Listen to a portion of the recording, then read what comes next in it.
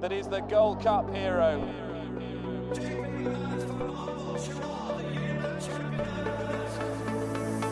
Two of the most admirable chasers you could possibly wish to see.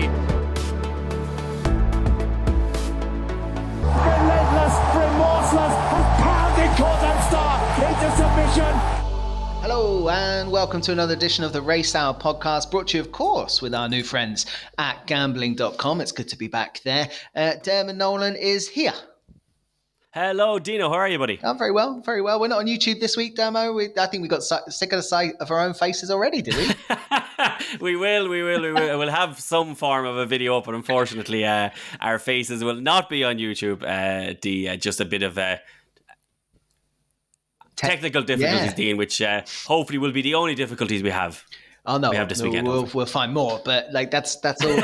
That's all good. I think many people breathing a sigh of relief, but we will be back. We will be back. Not speaking of technical difficulties, we're delighted to say Paddy Aspell is back on the Racehour. Paddy, it's been a little while. How are you keeping? Yeah, good afternoon, boys. And unfortunately, it was down to my country broadband that we couldn't make, or I certainly couldn't make my YouTube debut. But these YouTubers are getting loads of stick anywhere in the media nowadays, so we're better off sticking to this gig. Yeah, 100%. We'll be clipped up all over the place, making stupid faces and all that kind of stuff. That can wait for later in the season. Paddy, it's great to have you back on. And we're now just getting into the early realms of the jump season. We had a decent weekend, of course, just take place with the Cheltenham opening meeting. Irish dominated again. That seems to be the way there, Paddy. They seem to always do well at that meeting. I think the UK horses, they're not even sending over their A-grade ones and they're picking up loads of races. Did you enjoy the couple of days? Yeah, certainly did. Look, you're always going to get them murmurs, aren't you, that the Irish are taking over. But if they're willing to travel, and like you said, they're not even sending their first team. This is like under 21 stuff, really, so far, isn't it? But they're still really got off to a very, very good start. And I think all round it was a great weekend for Henry de Bromhead. Obviously, he was the birthday boy, wasn't he? And I think he just always interviews so well, never really jumps up and down with disappointment or delight. He's very grounded. And I thought the Whacker clan yet again at the weekend highlighted how good. I watch him quite a bit. Darragh O'Keefe from the front, boys, is absolutely dynamite. Yeah. I know he had a very willing partner here in Whacker clan, and there was some wild celebrations afterwards. But yeah, the Irish absolutely dominated Henry de Bromhead, Gavin Cromwell, and the UK boys were struggling, although they got a little bit of a look in, but on the whole, they were proper on the back foot.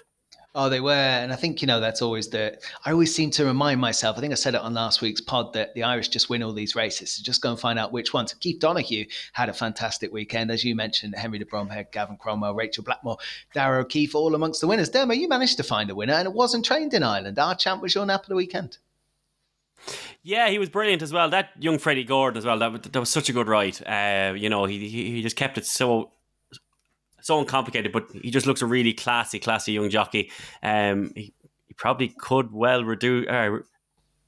repeat defeat again this weekend, but just kind of speaking of jockeys, it's just great to see Keith Donoghue doing so well. A friend of the Racehour now for a long time, and it's not that long ago Keith quit because of his weight, and he had blogs on our former sponsor, Bookmakers that Cut It UK, about how he was just struggling mentally across the board, and it just all seemed to click then when he got his diet and everything else in order. And that's not just like cutting out food, that is Keith Donoghue really limiting himself massively down to, I don't remember how many calories it was, but for his height it was ridiculous, and the amount of running he has to do. He's to basically run a marathon every few days, and so for him to be doing as well as he is now and winning with the likes of Encanto Bruno, it was just brilliant to see, and very interesting. Shows the faith that Gavin Cromwell has in him now, Dean, that he got the ride in Florian Porter and Danny Mullins wasn't brought over. That's a massive sign of how much Gavin Cromwell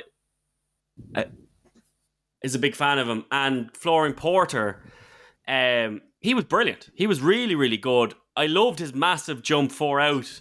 He was just so brave jumping the fence, which is great to see, because usually older horses, when they go over fences like Time Hill last season, they're a little bit kind of, they're so used to hurdling for that long that they're a little bit reticent to take on a risk like that. But Florian Porter flew over them. He was brilliant and brave altogether. And Keith Dunn, who matched him perfectly. But away from Cheltenham, the one, Dean, that I was really impressed by last weekend was actually Affordale Glory, who beat Favori de Chamdou at Galway. They're two very good horses. Affordale Glory was second in the Albert Bartlett last season at 150 to 1, actually tipped by Mikey Fogarty. And the time will definitely prove that was no fluke. And Affordale Glory really impressed me under Sam Ewing for Noel Meade, who's enjoying a great time of it. So loads of early clues, Dean. But Florian Porter and Affordale Glory, they'll be two stayers definitely to keep on side, but over fences. 100%. I mean, I was going to ask Paddy about Florian Porter because there was a few quite extravagant jumps, even where he's leaving the back legs in a little bit. Not a bad sign, I didn't think, Paddy, even if they, look a little bit ungainly at the time, they were quite spectacular. Yeah, no, he was pretty good. And I think an awful lot of, I suppose the stats are against him, really, aren't they? As far as the route that he's gone down as a hurdler, I don't think history tells us that they don't really go to the top end over fences. But that said, the other day, when Keith needed him, he was very good to go the other way and make a shape in front of a fence, and he was good and brave, as Dermo says, at the top of the hill. Only just got there, didn't he? But he's gutsy. He's a very, very hardy horse, I'd say. I know he's not been the most straightforward at times, but I think when the gun is put to this horse's head, he's very rarely let connections down at the back end of a race. And that was a good start, because I tell you, the horse in second, the Boinville Road for Nicky Henderson, I really love that horse. Without being a proper top-notcher, he's a good, solid yardstick who's got a bit of experience, and he looked good at Worcester the time before that. And I thought Florian Porter, because I didn't actually realise that Paul Carberry works for or rides out plenty for Gavin Cromwell now. I think Keith Donoghue he's been watching him, hasn't he? He's definitely been paying attention. He's trying to outdo him a little bit, so it's hard to read how much horse he's got underneath him, to be honest. But that said, he gives these horses plenty of confidence, and fair play. I didn't realise how much sort of aggravation he's had down the years as regards trying to get his career back on track. But I'll tell you what, he's a fella in a good place now, and he would be surely bang there, you would think, boys, staying in one piece to be in contention for the jockey's title. 100% going to have a good season, that's for sure. I mean, that race, Broadway Boy, you mentioned, is a nice one in second. We've all been caught. There's a lot of money for that. Comes from, a lot of talking about that horse at the Twist and Davis Yard, and that one did disappoint. Paddy loved him last season, didn't you, Paddy? Yeah, I think we all liked him, yeah. Yeah, definitely. Yeah. I just think he put a couple of smart ones there from a yard in form. He put them to bed, and yeah, it's going to be interesting because although he's 8-year-old, he's got to keep progressing, Florian Porter. And I think when you watch him in his races, he puts a lot into life, full stop, by the looks of him. So, it's going to take a fine bit of training for Gavin Cromwell just to bring this horse back every time, because obviously it's harder work now jumping fences as well. So, yeah, it's going to be interesting to follow his season. He was definitely one of the highlights of the weekend, if not the highlight of the weekend, was seeing Florian Porter go about his business at HQ at Cheltenham. Of course, there was a little bit of a disappointment for Angel's Breath. Anyone who followed me in couldn't give 2 stone away to something down the bottom, locally trained, which was disappointing for them. And My Drogo, who we talked up last week on the podcast, also ran pretty flat, back to the drawing board for the Skeltons. But Cheltenham back underway, so some good racing was caught over the weekend, and thoroughly enjoyed it. We've got some good stuff as well coming up this weekend, weather permitting, of course, Ascot and Wetherby. We might even get a Cork National thrown into the mix, and we will get there. But as we've got Paddy on the podcast, and last week as we did some of the senior chasers and some of these novice chasers that we're looking at, we thought we'd have a look at the hurdlers. I mean, Damo, when we look at the hurdlers and the senior hurdling division, is there much point trying to work out what beats Constitution Hill? They've decided to mop up champion hurdles rather than jump a fence. Yeah, I was disappointed by that, but I do understand it. It's not like, he's winning loads of stayers hurdles or anything. It is still champion hurdles. It's great to see Impaired Pass as well coming, because, Willie Mullins thinks the world of him. So it's just good that, great horses beat great horses. So that's what's great to see, because again, Stayman's excellent. He proved that by beating Honeysuckle so easily, who went on to win the Mayor's Hurdle afterwards. Yeah. But Empire Pass should be a level above that again. So this is just more. But look, Dean, you said it great last season when you said that the only thing that could get Constitution Hill off the bridle is a car, and that is the case. absolutely love that line. And Impair Pass, he's just another notch up. It's fantastic to see, but if Constitution Hill turns up like he should, then he should win. You know, the old adage of not being scared of one horse, I think Constitution Hill might even book that one. It's a division, at least Willie Mullins has made this division interesting, because all season they'll avoid each other. They'll come to Cheltenham, you'll have a few people talking about taking on Constitution Hill, and reasonably it should be very hard to do, obviously, but at least there's a little bit of intrigue now, because if it was just State Man against Constitution Hill again, you know, you're losing. There just isn't as much interest there. And then I went through trying to find a smart, 50 to 6 to 1 horse for the Stayers Hurdle that, you could say that line of, if he doesn't jump a fence properly, he could go back over hurdles and blah, blah, blah. I went through that division and over it again. The Stayers Hurdle is a murky division as possible. It's pitch black now. You can't see anything at all. It's gone beyond murky.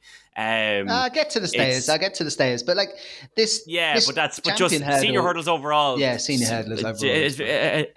It's very hard to kind of get involved in any of it. Yeah, I mean, I was looking at the betting for the champion hurdle, right? You got 1 to 2 Constitution Hill, you got Imperi Pass, I think best price around 6 to 1, and then you get 8 to 1 State Man, and then you get a load of horses that won't run in it. So, Paddy, we've got a great horse at the top of this market, potentially got another great one in second in the betting, but without Willie Mullins, this would be a dire race, and at the same time probably only 4 or 5 runners. Now that won't happen in a champion hurdle.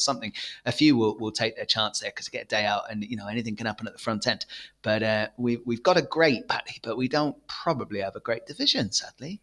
No, we don't, and I think that's probably the bulk of the reason why Constitution Hill is still in this division, because they couldn't see a young up and coming sort that could dethrone him or even probably push him this year. Yeah.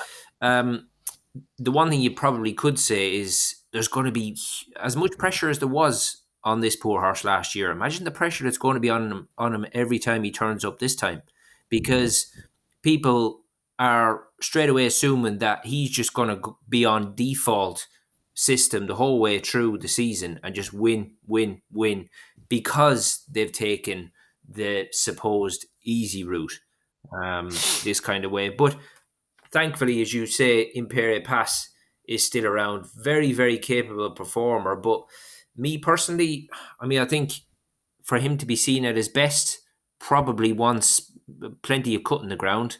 And if he was to come up against Constitution Hill on reasonable ground, I think I know which one I'd always be backing every day of the week. But yeah, there's going to be huge pressure on Constitution Hill. And, it's not going to be a very enjoyable watch for Connections all season, lads, because it's just a supposed given that this horse is going to just sweep up all year. So that's interesting. And Ruby has highlighted, hasn't he, that he has noticed a chink in this horse's armour a bit deeper in the season last year. So, and I know I refer to Ruby quite a bit, but I just think he's a great observer, reads a race, obviously, extremely well. So probably a point taken on board, Yeah.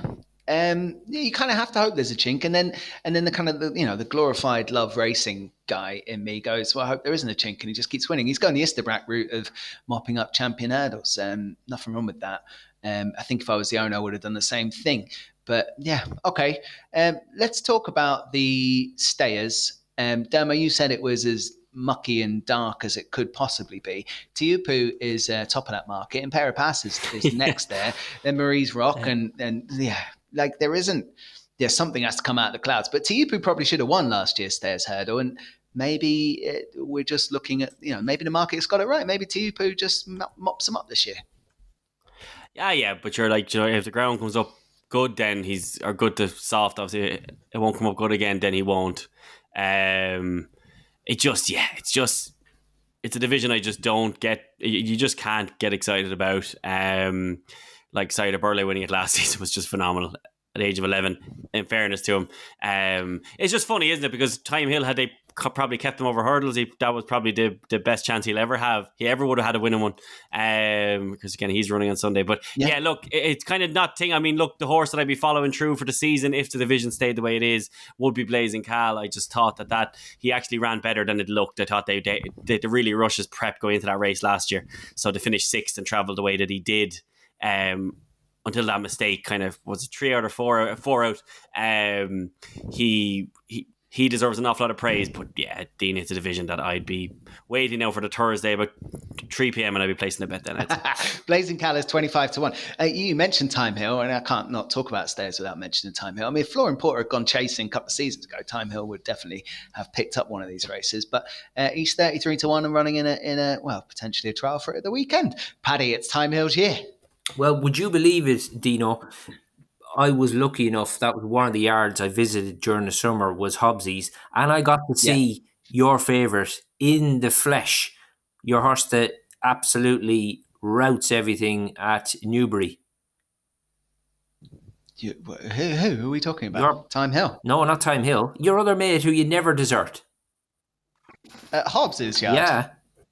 Zanza, was it? Oh, Zanza's a legend. I was looking at this person and I thought, if Dean Ryan was here right now, he'd have an absolute meltdown. I'd be getting selfies and kisses. Look, Zanza's done me a turn a few times. So you're correct in mentioning that it's only at one course, and I don't like normally leave him go elsewhere. Hobbsy's got a few of mine there, and always has had, like the likes of Camprond, who's also out this weekend. But I mean, Time Hill will be 10 at the turn of the year. This division is terrible. Looks like they've nailed their colours now back to hurdles, I assume. I mean, I don't know, but 33-1. Yeah, I think it's maybe looking that way, isn't it? But do you know what, Dino? I wouldn't be surprised to see them change their mind at some point. Exactly. I'd say they're just feeling their way a little bit. One thing I would say is I came away from having been at that yard. I mean, I think it was about July time, so obviously there wasn't much action going on, but they did have all their jumpers back in doing a bit.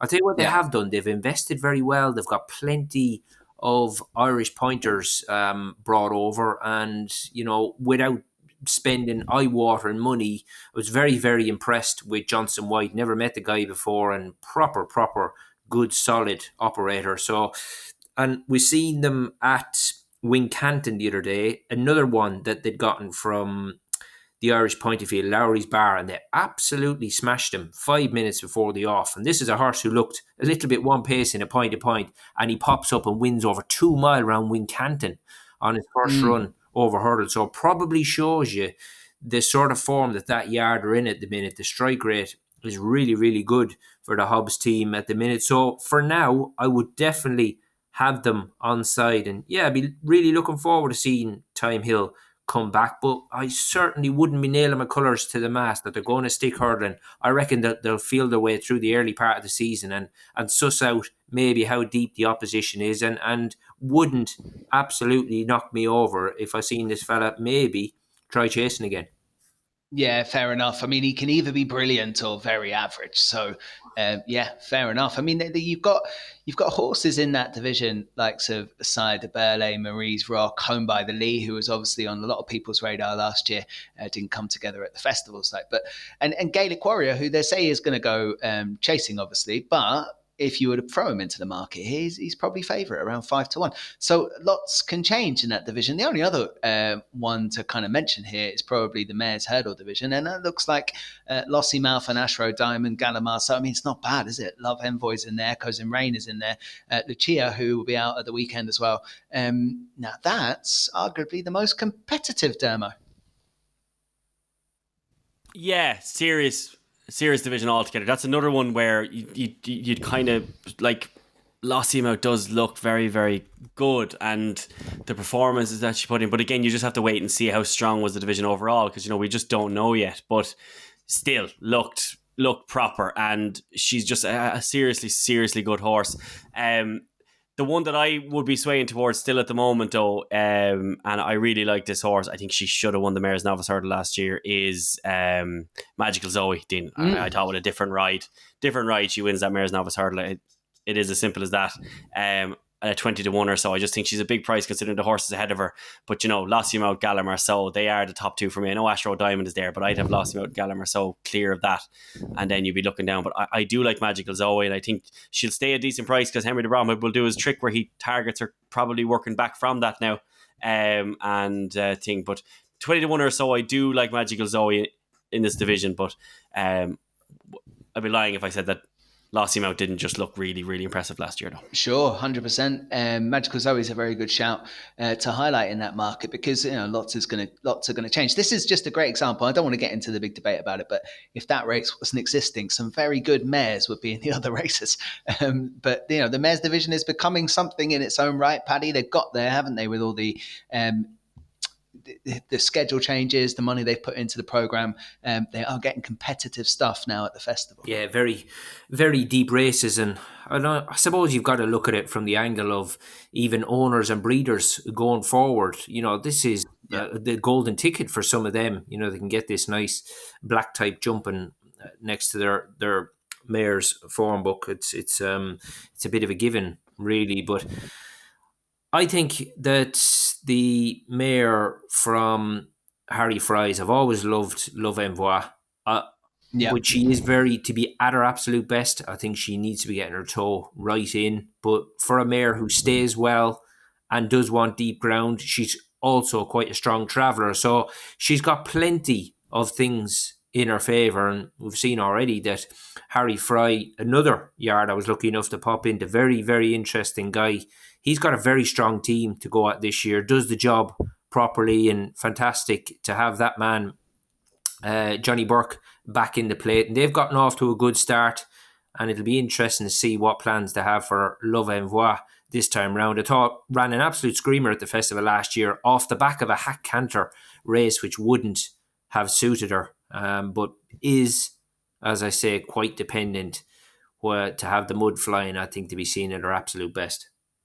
Fair, and obviously that race comes on the Tuesday, so you'll need the weather to play ball in the run-up to it rather than the racing to play ball, which often means you get poorer ground as the week develops. But yeah, Love Envoi definitely in the mixer. Lossiemouth looked so good last year. If you imagine if she stepped forward, it's going to be a tough division for the rest. Okay, why don't we talk about some of the novice hurdlers that you might be excited about for the year? All the talk pre kind of, kickoff to the season is about Ballyburn, and you get some voices, connected voices, this is saying they go Supreme, some saying they go Ballymore. The only one they can't go for is the Triumph, but you wouldn't be surprised to see it in the Grand National the way they're all talking about it, Demo.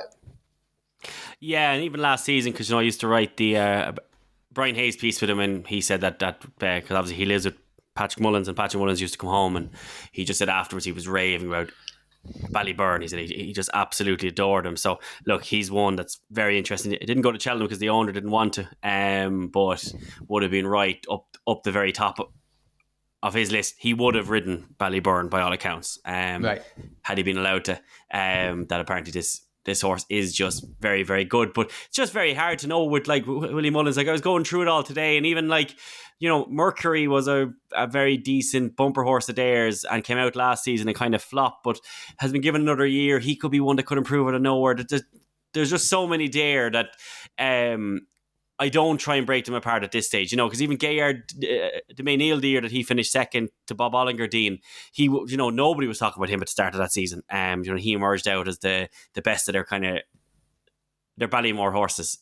So it's just at this time of the year, like I do sit in it, the talk hasn't died in Ballyburn, which is obviously very interesting, but there's just so many of them. And speaking of Mercury, he beat a filly called Tiger Bay Queen, who's actually the only one that I've backed so far of all the novices, and she's in the Mayor's Novice Hurdle. Tiger Bay Queen, you might have been there that day, and actually she won unbelievably well in a bumper at Fairyhouse at Easter time. I'm normally back in the car by then, Dermo. Yeah, you are, fair enough. Yeah, but now at JP, just won this at 11-1, but won it so easy. And Peter Fahey was a brilliant trainer. He said after the race, she's very, very good, and she's different gravy over a hurdle. She'd won a schooling hurdle by about literally a hurdle apparently. He said this himself after the race. She's really, really good. I'd be shocked if there's a better filly out there in that novice division than her. And she's 16-1 for the Mayor's Novices Hurdle. Weirdly, we tend to get involved in this race more than we should for some reason. But she's the one that I'm really excited about. I loved her last season. I watched it back last night, and it's just takes my breath away the way Jamie Codd is just so confident turning in, and Tiger Bay Queen, she hammers a very decent field. And Peter Fahey really fancied her that day. She was kind of backed in to 11-1 in a very deep field. So she's the only one I've backed, Tiger Bay Queen. in the Mayor's Novices. But again, of course, then there's others. Captain Teague ran a seriously good race in that Champion Bumper last year. And then one darker one maybe for the Albert Bartlett is that Gordon Elliott, he eventually has to win this race. You know, he's had so many Albert Bartlett horses through all the years that eventually won. But Stellar Story looked like a massive bolt winning over 2 miles, and he was winning in spite of himself. He just looked to me like one of those, like what you were saying about Fact to File, Dean, as well. One of these bumper horses that was just arguably too slow to be in a bumper, but was good enough that they were just, being brought up to the front of it. Stellar Story was kind of winning in spite of himself, but he looks like one that'll just be a really good horse over a fence in time. But hurdles first of all. So Ballyburn, Captain T, Stellar Story, but the only one that I've backed, Dean, is Tiger Bay Queen, and I absolutely love her in that division. Could be a start of a new honeysuckle story on the Racehour. That I'll have to go and pay attention to it first, though, before I can commit myself to the same charge. Fair play, Dermo. Okay, I mean, Paddy, I come to you, right? You've got Ballyburn, you've got the likes of A Dream to Share. I was very disappointed, not disappointed at all, actually. I was very excited to see that Factor File's just skipping hurdling and going straight over fences, because that's the Florida Pearl style-esque route I'd love them to take. It does take one of the good ones out from last year, out of the novice hurdle, Mixer, of course. What do you make of the Thomas? You didn't pop into Willie Mullins' yard over the summer, did you? No, just stayed this side of the water, Dino, but there's no doubt I certainly would have. I could pop up anywhere, me, if I'd have been over that neck of the woods. But just looking through, Dermo's already mentioned Captain Teague for Paul Nicholls. Now, obviously, Tom Malone buys the bulk of the horses, doesn't definitely tends to buy the bulk of horses of this nature, the Irish pointers, to send them to ditch it.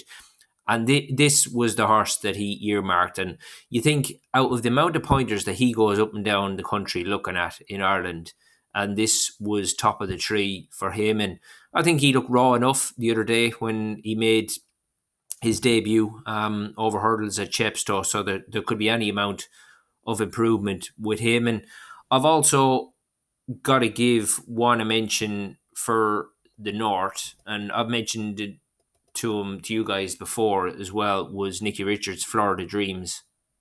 He had that entry bumper form franked again at the weekend. I just honestly, I remember when I seen this horse win on debut at Musselburgh, he just shouldn't have won, lads. You know, the position he came from and the turn of foot he showed, you know, for a National Hunt bred bumper horse, I just thought it was borderline freakish. And, you know, he's backed that up since. Obviously, we've not seen him jump a hurdle in public, and trained by the man he is, Nicky Richards. This fella isn't going to be overburdened with runs this time round. So I think he could be very, very interesting and want to follow going forward. And surely he can't be far off making his seasonal return. Love it. Florida Dreams there for Nicky Richards. Paddy, I had a question for you, right? So the Morans are obviously the Ballymore crowd, and the Ballymore hurdle, I think they won it with City Island before. They've got, do you remember the bumper horse from last year, Irish Panther? Mm-hmm. I thought he ran in some pretty hot heats, likes of Ballyburn, likes of Factor File. I think actually went a favourite to beat Ballyburn in the bumper that it ran in. Ballymore makes sense, 50-1 chance. Is this a good as horse as I think it might be? I think he is, Dino. I think the thing about Irish Panther was he was a hard horse probably for Derek O'Connor to ride, because he was a little bit of a forward goer. So first plan A always with him was to try and get him to switch off and relax through his race. But then at times, when they managed to do that, he's almost just got caught a bit flat-footed when, they're not trying to ride him cold or anything, but they're just trying to get him to relax. But that said, I mean, to say this horse still hasn't won a race, he has run some absolute screamers, and obviously in very, very deep company. And I don't think that they'll rush this horse along. He was definitely unlucky on his final start, wasn't he, behind Walk Away Harry? But he is a horse who does put plenty into his races. There's an awful amount of ability there, and I'll be honest, I haven't heard how he's schooled or how he's operating. But yeah, that wouldn't be the worst shout at all, because although you look at his record, he's not from 3. He's run some absolute screamers, and it's going to be very interesting to see where he goes and how he actually shapes at a hurdle. Yeah, 100%. I mean, if he can get to within similar distances or do a little bit better this year as he did last year in bumpers, he's right in the mix across any of these big novice races. So I will be keeping an eye on Irish Panther and see what they do. Maybe the Fairy House meeting or something like that would be interesting. If he were to pop up, keep an eye out for that one. Okay, any handicap hurdlers to follow? I must give a shout out to Jamie Benson, of course, regular on the podcast last season, and Colonel Mustard. Went to a few dances, and they'll be obviously out and about it again. Cam Prond is out this weekend, Dermo, one of my favourites. Obviously probably not for this weekend, but the handicap hurdle division. I mean, you can't just go, we'll wait for Langadan to run at the festival, can you? No, unfortunately, that horse broke our hearts. Remember the State Man and Langerdan doubles, Dean. They were going all over the place. I have 2 that I really like. First one is I'll be all over this horse whenever this horse reappears, because I just think there is definitely a big aim in him, and this is Comfort Zone of Joseph O'Brien's. Beat Scriptwriter over Cheltenham. I think we were very confident on Scriptwriter in that race, and put that horse away very easily. In the end, looked a real proper, looked rarely like a National Hunt type taking on a load of flat horses that day, if that makes sense. It was just very kind of thing. I just did that really well. And has just kind of kicked on ever since. Sorry, it then kind of didn't kick on ever since because it was left off. But before that, I finished 3rd behind the aforementioned Last Team Out. Had beaten Jazzy Matty, who obviously went on to frank that form no end at the Cheltenham Festival. There's just plenty of form from that juvenile division. And then last time out, came out at Leopardstown off a flat mark of 86, which is no laughing matter, obviously, and came out and finished 2.5 lengths behind Satin, who was a very good mare of a very good filly, of Jessica Harrington's, and really should have won that day. Declan McDonough and Comfort Zone had no luck at all. Was just ended up on the wrong side of the track. Just a really, really good run. Now rated 89. Interestingly, Irish hurdle mark of 132 despite all of that. So there is just 100% has to be a few hurdles in this race off that mark. And then the other one, Dean, is Risk Bell. Another juvenile stepping up, but she'll be 4 years old, running in handicaps as well. Was fancied at the DRF, finished 3rd in the Boodles, which was an absolutely huge effort. Could have been closer as well, really, but for an error. Won afterwards, but is still only rated 134. So Risk Bell's another one, both for JP. So Comfort on Risk Bell, they're the 2 handicap hurdlers. Obviously our champ, but I'll talk more about him later on. But the 2 horses that I see on marks that I think are going to strike when they come out will be Comfort Zone and Risk Building. Fair enough. Thank you. Paddy, I mean, all the usual suspects are going to be right prominent in the handicap hurdlers this season. Anything that was, thought maybe left a pot behind last year and go and pick it up this year, or anything we should see coming out novice company that's going to be pretty exciting? Well, I think he's already made a return this time round, but he's a horse who doesn't hit the track very often, was Kerry Lee's Nameen Lion. Very good. This is a horse who certainly, when he was bought by Connections in the early days as a flat horse, they would have had big plans for him, but that didn't develop, and he looks very good value so far for Kerry Lee. I think she does a great job of training this horse, because he's obviously fragile but very talented, but you're just not able to go to the well too often with him.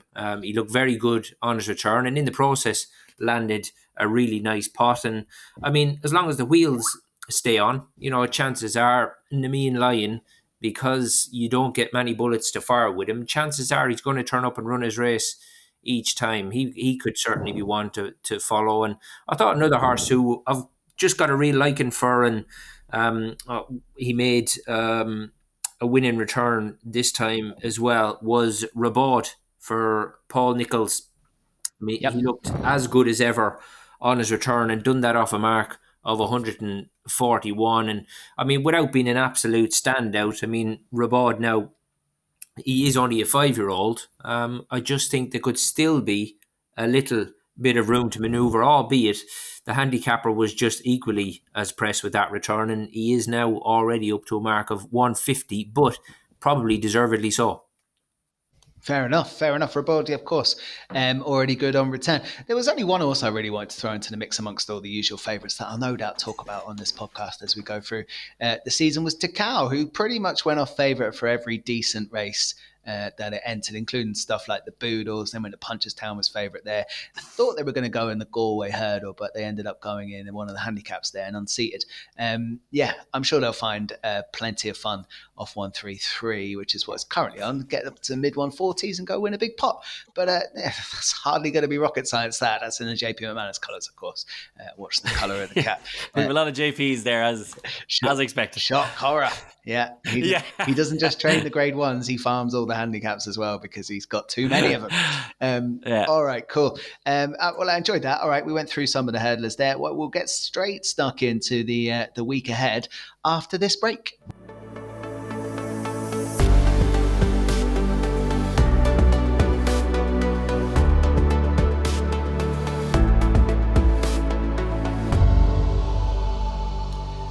And welcome back to the Racehour, of course, brought to you with our friends at Gambling.com this season. Dermot Nolan is here, Paddy Aspell is here, I'm Dean Ryan, and we're going to take a look at the week ahead for the racing this weekend. We've got Ascot and Wetherby on the cards, God willing with the weather, of course, plenty of places getting battered around the country. May even be able to throw in a Paddy Power Cork Grand National at Cork if they can survive the weather. I see on the Racing Post calling it yielding to soft there. I reckon that someone had to dive down 6 foot underwater to see what the ground was like that far down. So we'll find out. I do like one in it, so I hope it goes ahead. Let's get straight stuck into the 130 at Ascot. That's the first race up for our discussion. It's a novice handicap chase there.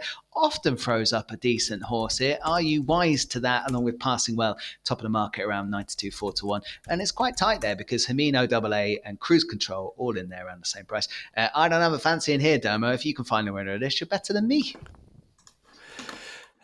Tough race, but it's sorry, just finding my notes there. Yeah, so a very open race. I got lost there. So 130 at Ascot. Obviously, it's a very open race, but I like Sir Psycho here. Dean off 127 at 12-1 was fifth in the Triumph Hurdle in a former life, as you know well. The horse is 7 now, right? And only now have you come round to the idea that maybe Sir Psycho can win a race. You could be the time when they need to get stuck, and he's gone to Harry Durham.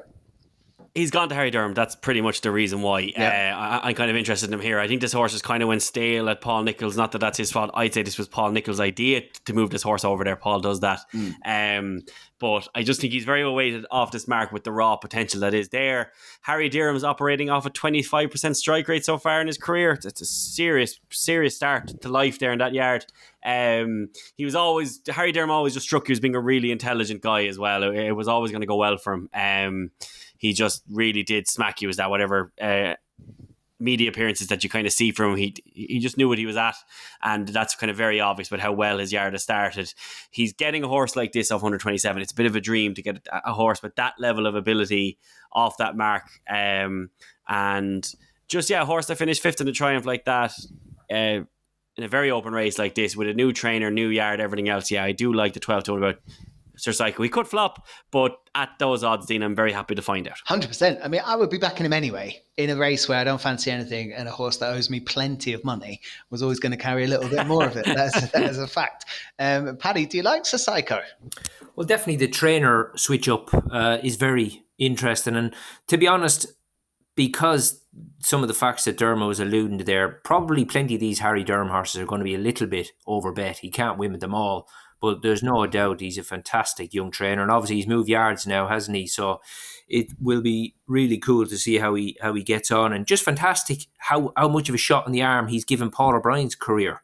He's stuck by him, and Paul O'Brien has shown when he's been given the opportunities, he's plenty capable enough. And this horse has gotten out the winning habit. So if Harry Durham can get him back winning at the first time of asking, it just again highlights the young man's talents. But I thought this was interesting. I mean, there's plenty of upside to the favourite here, boys. Are you wise to that? But honestly, I really do think that I'm guessing the whole time when it comes to Castle. I really can't nail them down ever So I tend to try and pass them over when I can, unless the horse is called Monbeg Genius. Hermino A for Gary Moore. I just think Gary's horses at the minute, they're just not rocking and rolling. Maybe fitness-wise, form-wise, health-wise, whatever it is. They're just not there yet. So I'll say him again, be patient and leave them alone. But a fella who really has come out of the blocks is Joe Tizard with his winter crew. And I thought Scarface could be the way to go here.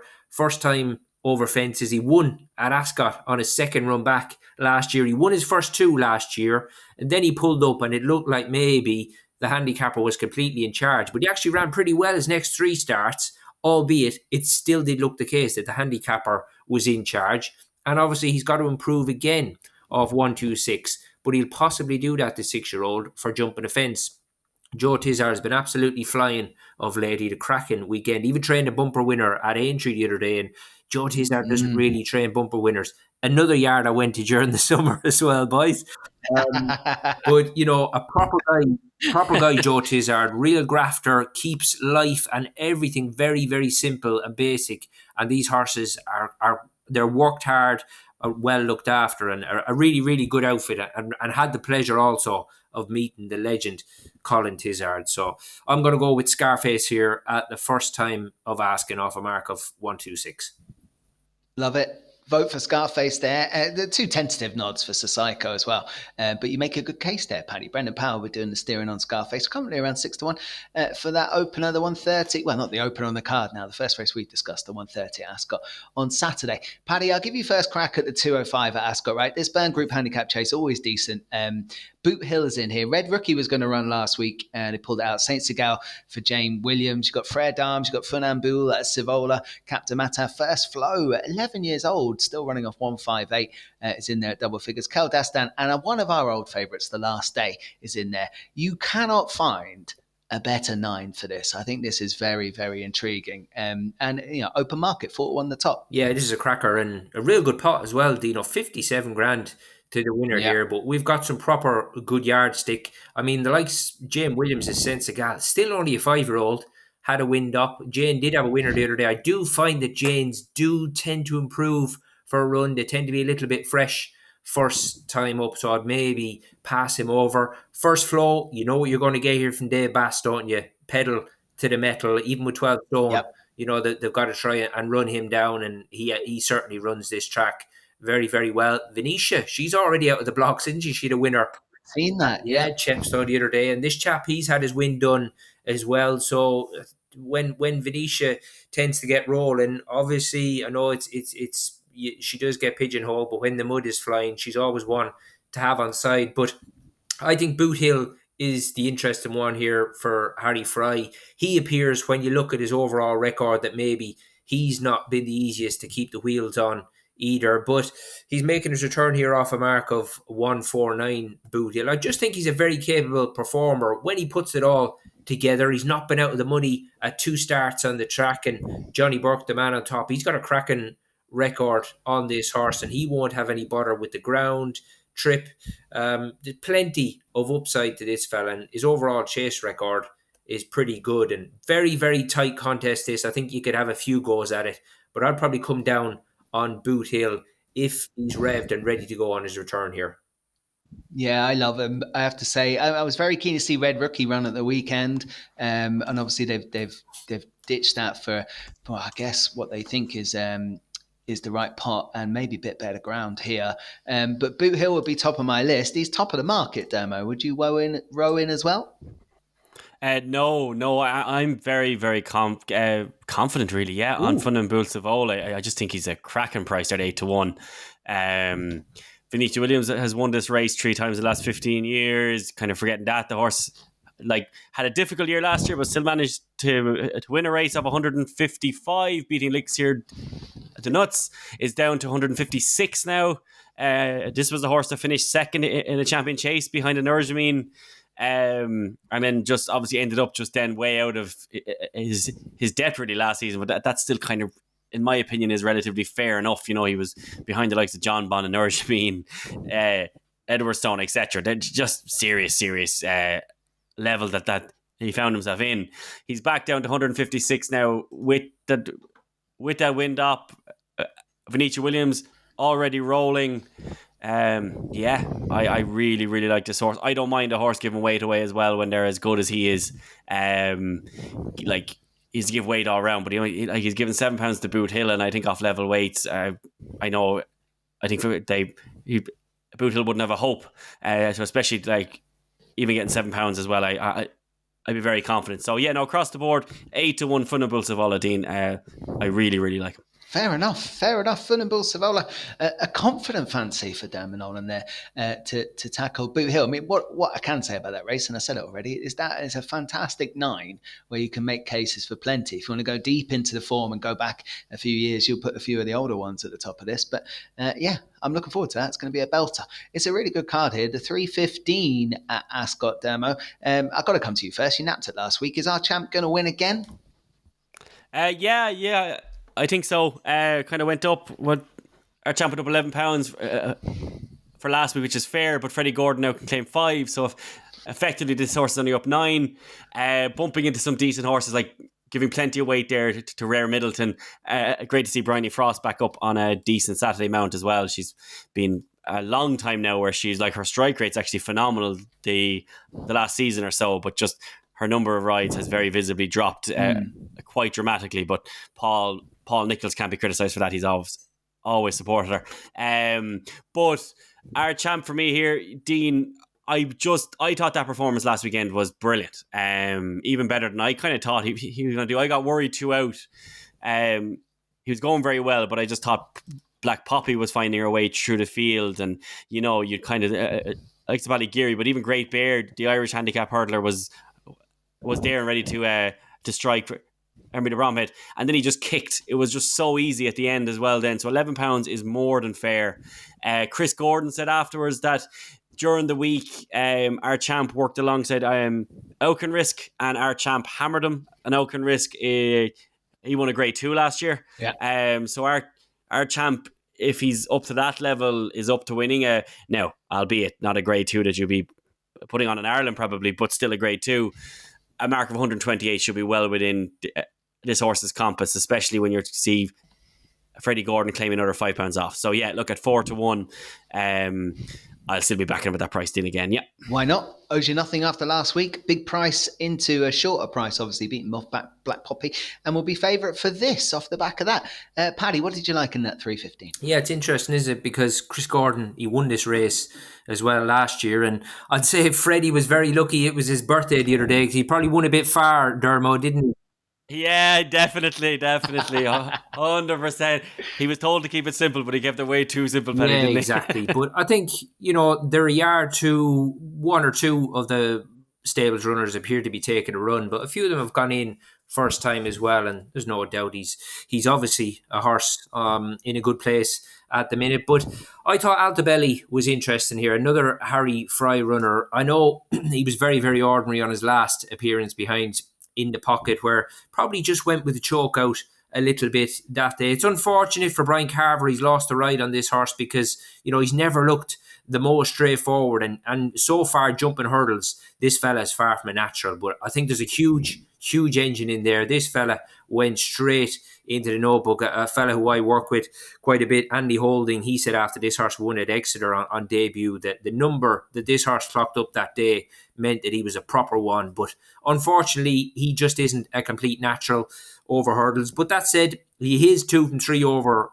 obstacles, so certainly can't knock him that much. But as you would expect, Johnny Burke now gets the leg up on this fella, and I'd imagine Connections have absolutely tried to hammer home the point of getting from A to B over an obstacle with this horse, because it's going to improve this horse no end if his technique gets a little bit better. And I just think there's wiggle room off that 1-3-1, providing his technique is better and he just has more of a cut, and he just saves petrol throughout a race because he's big and he's awkward, and it just does use up precious energy on the way around. But I'll take Altobelli here if he is better on his feet at the weekend, albeit this is a pretty deep starting point and probably worth keeping an eye on the horse right down at the bottom. Maybe not the best horse in this race, Chance of Tune, but because he's still so well handicapped from a yard, they're absolutely flying with James Turner on board. Wouldn't let him go loose maybe without a quid or two each way. But looking forward to seeing Altabelli on Saturday. Fair play, Paddy. Yeah, Altabelli, good case made. Johnny Burt taken over, of course, from Brian Carver for Harry Fry. I do think that this is hot. Like, I think everything in here has got potential moving forward, as you would expect. Plenty of young stock in here. Bad, I thought was interesting. You might remember it was smashed up for its UK debut for the team, and in the Boodles behind Jazzy Matty. And I thought it ran okay, lost the shoe that day. And then ran behind Blue King Doro, who's already gone in and won. And that was almost like a little look-see where they're at. I don't think they were too busy that day. Keelan Woods on board for Ben Pauling. That'll be double figures. But you can make a case for plenty here. Dermo's gone back in again on our champ. Paddy likes Altabelli. And I might chance bad against them, albeit I know there's plenty of good ones in here. Okay, we'll move on to the 340. It's 345, I should say, at Ascot, and this is the Sodexo Gold Cup. Always a big betting heat, a cracking field in store here. Monbeg Genius, you mentioned him already, Paddy.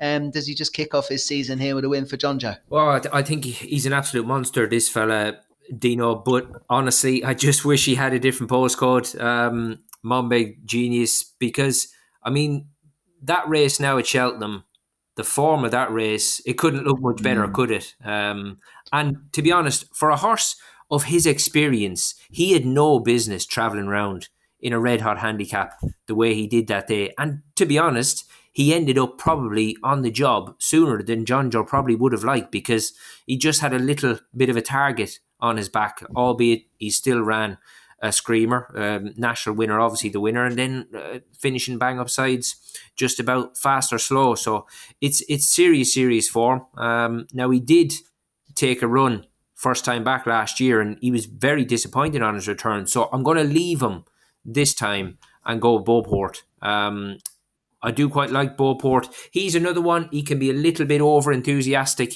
doing this job, but I think when he puts it together, there is a massive engine in there. And this yard in particular, we've seen again at the weekend, lads, they just keep things very, very simple. They get these horses fit and they just run them from the Twiston Davis outfit. And I mean, if he isn't too over exuberant on his return, not been seen for 203 days because he ended up on the floor last time, so he's got to put that behind him as well. But still early days, I think, for a Beauport over fences. We've only seen him 5 times, albeit he's only won once, but he did win on his return last time, so that's probably what's just done it for me. So I'll take Beauport and hope he can continue to improve and overcome that return mark of 142. Yeah, I love this horse, Paddy. I thought he was going to be a good thing at Cheltenham. Unfortunately, I think they went for the race I didn't want him to go for behind Angel's Dawn at Cheltenham. I think they could have gone for something like the Old Teamer. Beauport obviously has an entry in the Coral Gold Cup, and I do think they'll take it up if they go and win this. And not jocked up yet, so no guarantee that they are going to go here and not go straight off for the Old Hennessy. But Beauport definitely on my radar. I think you should take on Monbeg Genius first time up, especially at those prices. Although Beauport's short enough already, Dermo. You can find something deeper maybe. Yeah, I'm going to call this top weight Saturday because I really like Eldorado Allen here as well. So him and Fun and Bull Savola now in an each way double. It makes an awful lot of sense. The case for Eldar Allen's quite simple. Freddie Gingel's a very good jockey. I think he's Joe Tizard's nephew. I think he knows the air very well. He rides down in Paul Nicholls as well. He's a very able young jockey. But basically, the case is quite simple. He runs off his lowest mark since winning the Haldon Gold Cup in 2021. Very, very capable condition, as I said. He's the class act in this race and he's well capable of giving weight around. Moonbeg Genius, when I heard John Joe Neal on the TV, sounded like he definitely would need it. Beauport, a very talented horse, but I prefer to see Sam on board now for one like him. He's not as sure of himself. I find that Sam Twiston Davis really fills a horse full of confidence. He's a brilliant pilot. Not knocking Jordan Naylor at all. Jordan rode him a lot last year. No, he's a good pilot. Sam's only ridden him once. Jordan Naylor, apart from obviously Zach Baker had to ride him at Cheltenham in the amateur race, but Jordan Naylor has been on every single time except for Sam rode him his second ever run, but apart from that, it's been Naylor. Yeah, I just like, again, he's a fine jockey, but I just there's been once or twice last season maybe where I just thought a very strong full I Fully prefer professional. Sam. I sound like I'm knocking poor Look, Jordan Eder now, I because I'm would not. prefer Sam on board as well, Dermo. But I don't think That's all I'm saying, he's a big negative. But when Sam is sitting He's there definitely watching, not. No, I wouldn't 100% mind not. him jumping up board. No, but £7 off a horse as good as Eldorado Allen. Yeah. There's only 9. The yard have started so well, Dean. I just think it's the common sense pick, in my opinion. Fair enough. Eldorado Allen for Dem and Nolan.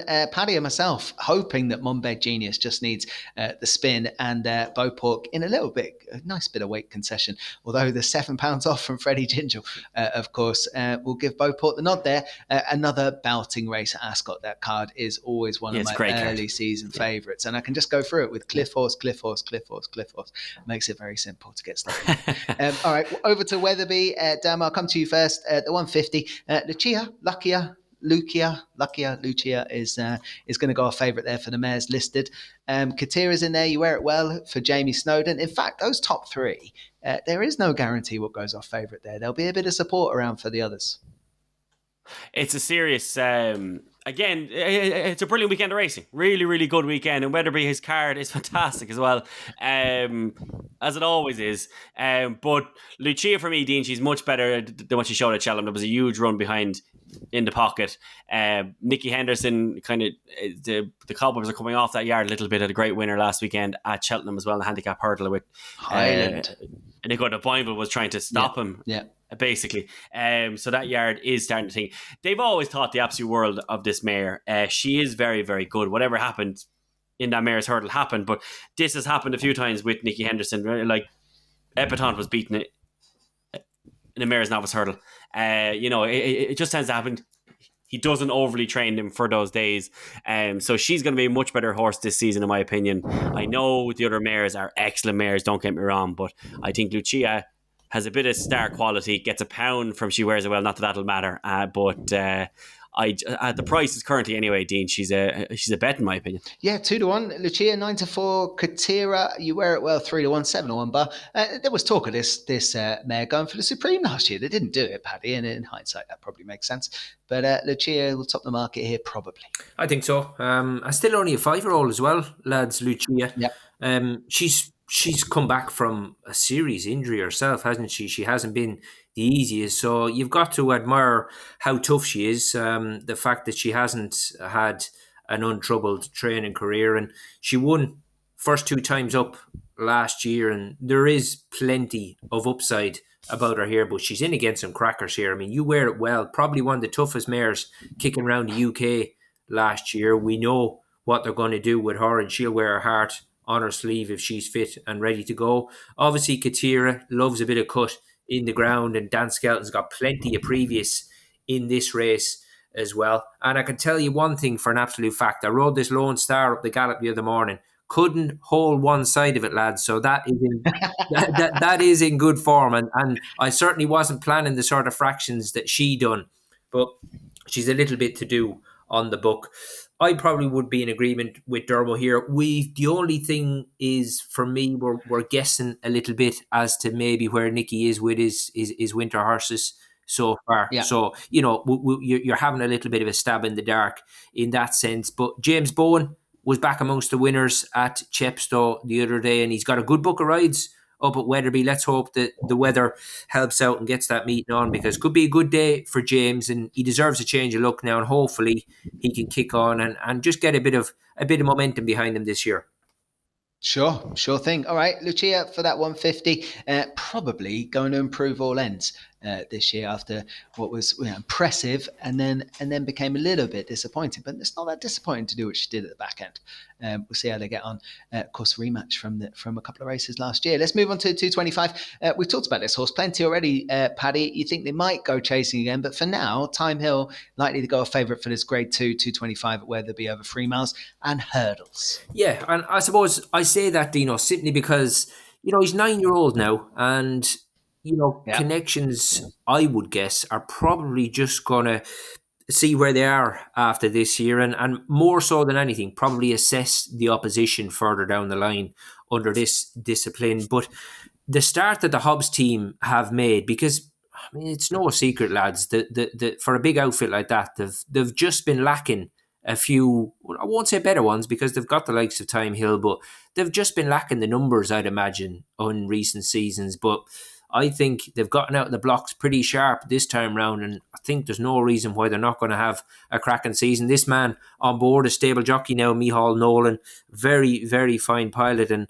although he's actually not top rated here, the Dashel Drasher is £4 higher than Time Hill. But one thing is, we're going to get a proper run race here, aren't we? Because Dashel Drasher, he'll go forward and probably won't be on his own, despite only being 6 runners on the day. But simply for me, because the start that the Yard have made to their winter campaign, I would be more than happy to be on this old favourite Time Hill.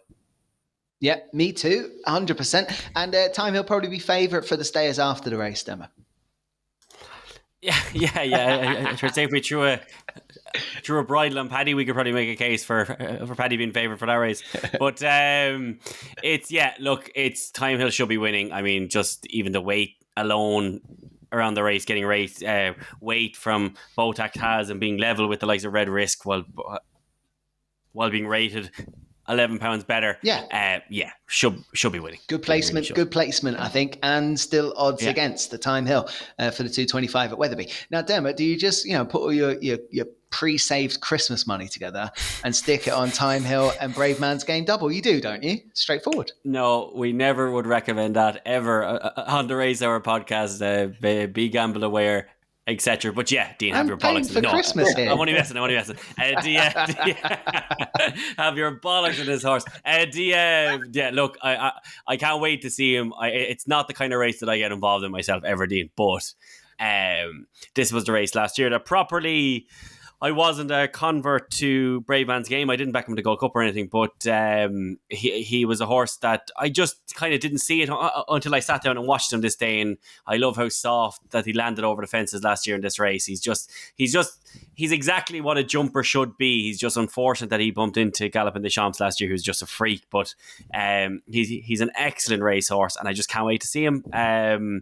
8-11 is arguably, Dean, a very good price, but it's just not something it's just not the margins I play at. But he should be winning, Dean. Yeah, it's not a price I punt at either. But when you see a Hoy Senor and this race is not at Aintree and it's got absolutely zero chance, then you see Gentleman's Game.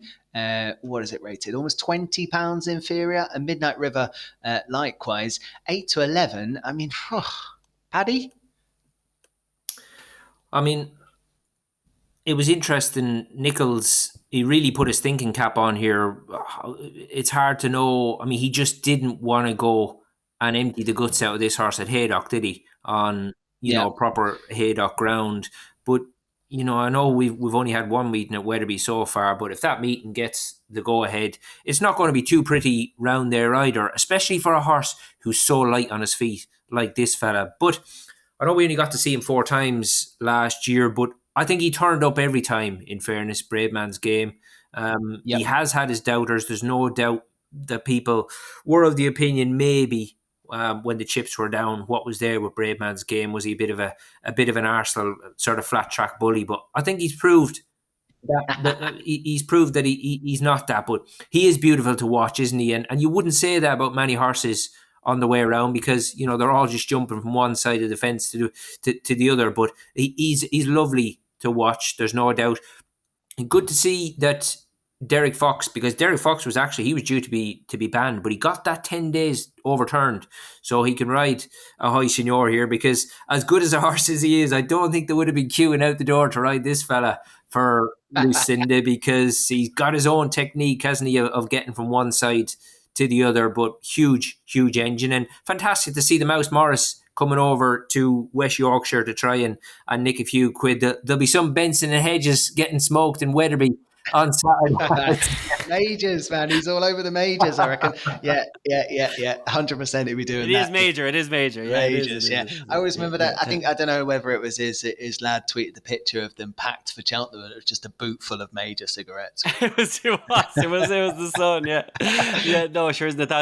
That's always the line in Kerry, isn't it, that there's more tar in a box of majors than there is on all the roads in Kerry. Love it. Look, Brave Man's Game going to be very much one of the highlights of the weekend, of an absolute monster weekend of racing, let's be honest. Some of these are obviously coming back, and we hope they all come back and do themselves justice, and it's early days. But Brave Man's Game, going for that Charlie Hall chase, with 3 decent rivals alongside. I think you could probably blindfold Brave Man's Game and he'll still win that race. So we'll see how they get on. I look forward to it. Look, we've hit the hour on the Race Hour, of course, brought to you with Gambling.com. It's time for anything else from the weekend, it's an obligatory nap as well to come. If they do get Cork on, Royal Feith is now with Gordon Elliott, likely to be market leader for that in the Gigginstown colours on that 3:15 at Cork on Sunday in the Cork Grand National. I think he's probably a good thing off 133, but that race has to go ahead, and no guarantee it will. Dermo, did you have anything else? I'd be shocked if Cork went ahead. Yeah, really. I really would. But the card's a brilliant card. I'd really like to see, let's be clear about it, over a fence as well in the race before.